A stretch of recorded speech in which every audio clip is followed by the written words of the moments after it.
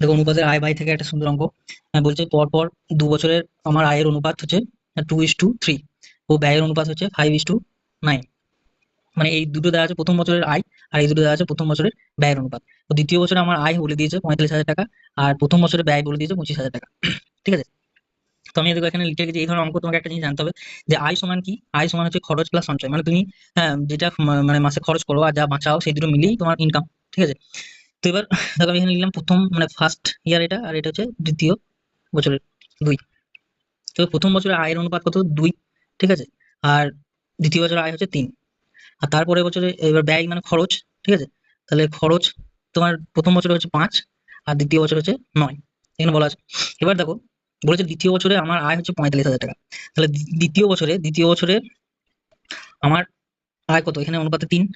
তাহলে এই 3 সমানই হচ্ছে এখানে 45,000, মানে এটা কত গুণ, তোমার হচ্ছে 15,000 গুণ। ঠিক আছে। তাহলে যেহেতু আমি এর সাথে এই 3-এর সাথে 2 এর রেশিও দেওয়া আছে, তাহলে এখানে আমি এটা বলতে পারবো যে প্রথম বছরে আমার আয় হচ্ছে, তাহলে এটাও 15,000 গুণ হয়ে যাবে, মানে কত হয়ে যাবে, 15 × 2 = 30,000 টাকা। ঠিক আছে। আবার বলে দেখো প্রথম বছরে, হ্যাঁ, আমার ব্যয় হচ্ছে 25,000 টাকা। তাহলে প্রথম বছরে আমার ব্যয় মানে খরচ কত, 5 অনুপাতে। তাহলে এই 5 সমানই হচ্ছে 25,000, মানে কত গুণ, 5,000 গুণ। 5 × 5 = 25, 5,000 গুণ। ঠিক আছে। তাহলে এটাও কিন্তু কি হয়ে যাবে, 5,000 গুণ হয়ে যাবে। তার মানে দ্বিতীয় বছরে আমার এখানে আয় কত বেরোবে, মানে খরচ কত বেরোবে, 45,000। মানে দ্বিতীয় বছরে আমি কি দেখতে পেয়েছি, যে এখানে 45,000 ওর ইনকাম, আর 45,000ই ও খরচ করে দিচ্ছে। তাহলে দ্বিতীয় বছরে ওর সঞ্চয় কিছুই নাই এখানে। ঠিক আছে। এবার দেখো প্রথম বছরে আমি সঞ্চয় আয় পেয়ে গেলাম 30,000 টাকা। হ্যাঁ।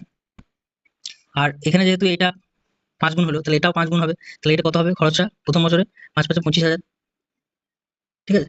তাহলে এবার বলো যে 30,000 টাকা প্রথম মাসে ওর ইনকাম, সেখান থেকে 25,000 খরচ করে দিচ্ছে। তাহলে ওর সঞ্চয় কত করছো, 5,000 টাকা। আর দ্বিতীয় বছরে তো কোনো সঞ্চয়ই নেই, ও 45,000 টাকা ইনকাম, 45 খরচা করে দিয়েছে। তাহলে 2 বছরে বলেছে আমার মোট সঞ্চয় কত, তাহলে 2 বছরে আমার মোট সঞ্চয় কত হবে, অ্যান্সার হয়ে যাবে 5,000 টাকা। শুধুমাত্র এই 5,000 টাকায় সঞ্চয় হচ্ছে।